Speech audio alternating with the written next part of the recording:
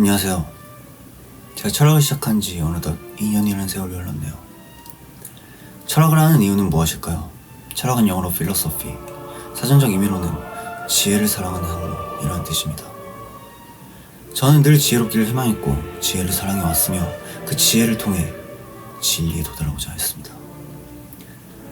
그리고 오늘 드디어 제가 도달한 그 진리에 대해 말해보고자 합니다.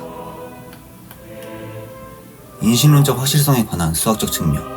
이것은 제가 작성한 논문입니다. 사실 논문이라기보다는 에세이에 가까운데 논문의 형식을 갖추지 않았을 뿐 논문은 맞습니다. 어떠한 학문적 결과물을 문서화시킨 것을 논문이라고 하니까요. 물론 논문을 낸다고 해서 제가 금전적으로 이득이 되는 건 없어요. 딱히 학계에 발표하고 싶다는 욕심도 없고요.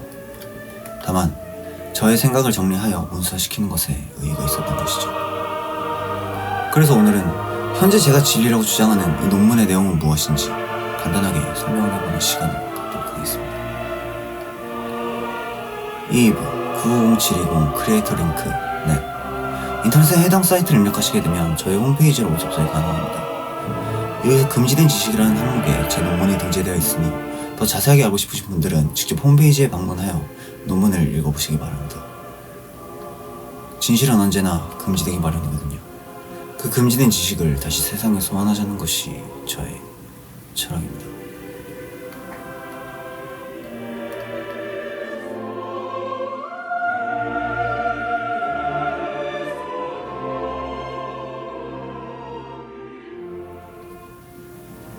나는 유튜브를 보고 있다 라는 명제가 있습니다. 이 명제는 참인가요? 여러분들은 모두 유튜브를 보고 계시기 때문에 이 명제가 참이라고 대답할 것 같습니다. 그런데 이게 정말로 참인가요? 정말로 여러분들은 유튜브를 보고 계신가요? 만약에 여러분들이 그저 정신병동에 갇혀서 유튜브를 보고 있다는 상상을 하고 있을 뿐이라면 실제로는 미쳐버린 정신병동 환자에 불과하다면 여러분은 정말로 유튜브를 보고 계신가요? 유튜브라는 기업이 존재하기는 하나요? 구글 본사가 정말로 존재하기는 하나요? 이 모든 게 정신병동에서 벌어진 상상에 불과했다면 내가 만났던 사람들, 너와 함께했던 사람들이 전부 너의 상상 속 창조물에 불과하다면 사실 지구가 존재하지 않는다면 너가 통 속의 뇌라면 내가 미치지 않았다는 것을 어떻게 증명할 수 있는가?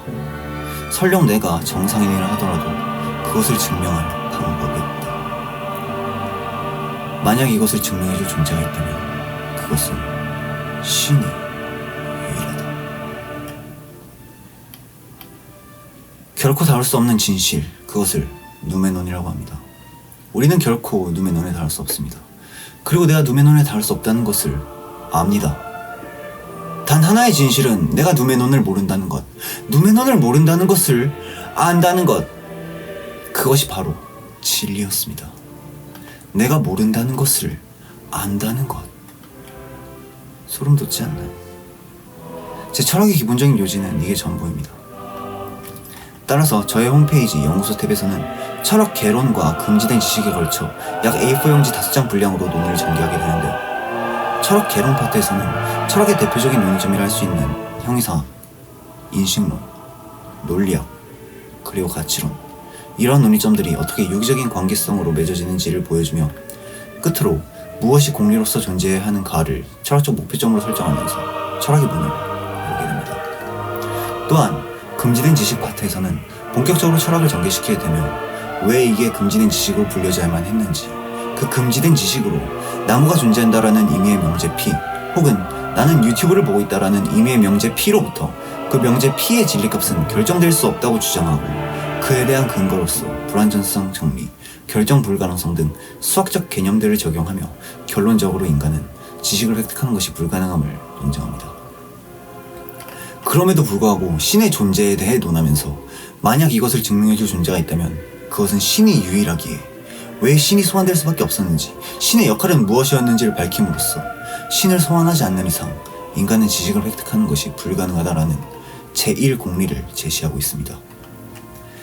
특히 지식을 획득하는 것이 불가능하다라는 이 부분은 신을 거부하고 악마를 긍정하려는 데카르트의 악마를 재해석하는 부분이기 때문에 매우 중요하며 따라서 악마를 긍정해야만 했기에 금지된 지식이 되는 것입니다.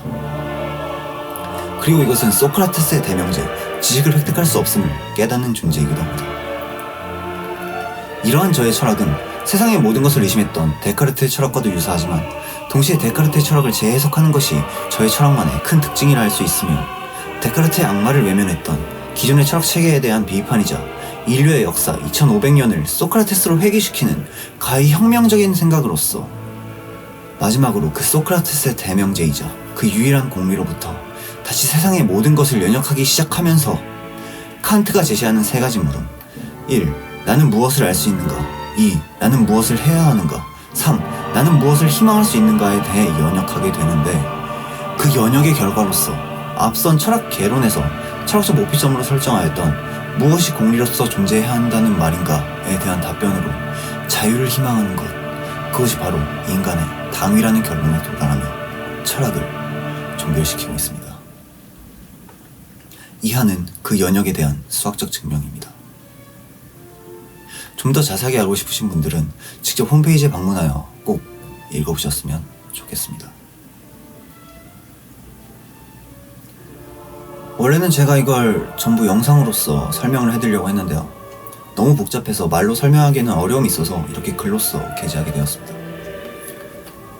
이것은 어찌 보면 제가 연구한 학술적 결과물을 문서화시킨 하나의 논문이기도 하며 아직 이 논문이 어느 정도의 수준을 갖고 있는지는 학계가 판단할 일이기에 저희 집 근처에 마침 서울대학교가 있어서 교수가 만나주기만 한다면 직접 찾아가 검토를 받아보고는 싶습니다. 다만 저는 서울대학교 출신도 아니고 철학과 출신도 아니기 때문에 교수가 만나줄지는 아직 잘 모르겠네요. 그러나 학계의 평가와는 별개로 이것은 제가 한 명의 철학자로서 수학이라는 도구를 사용하여 완성시킨 철학이라는 것입니다. 그것에 의의가 있는 것이죠. 저는 도대체 신이란 무엇인가를 알고 싶었습니다. 그리고 드디어 도달하게 되었죠. 유튜브를 보고 있다는 그 믿음, 나무가 존재한다는 그 믿음 자체가 신이라는 것을. 우리는 단 한순간도 신 없이는 살아가는 것이 불가능합니다. 그런데 정말로 불가능할까요? 불가능하다는 그 나약함이야말로 악마였던 것은 아닐까요? 데카르트의 악마는 여러분들의 곁에 실제합니다. 그리고 이러한 저의 주장은 신존재 증명 영상에서도 고지하였듯 윤리학을 부정하는 결론에 도달할 수밖에 없습니다. 인간은 자유로운 존재니까. 하지만 이것은 결코 악행의 자유를 보장하는 것이 아닙니다. 윤리의 자유를 보장하는 것입니다. 윤리는 의무가 아닙니다. 법이 규정한 윤리, 법으로 정해졌기에 행하는 윤리, 신의 명령에 의해서 행하는 윤리는 윤리라고 볼 수 없습니다. 법이 없음에도, 법으로부터 자유로움에도, 신으로부터 자유로움에도 행하는 윤리야말로 이 땅의 진정으로, 처음으로 윤리가 존재하는 순간이 아닐까요? 나는 진정한 선과 윤리의 실현을 희망합니다.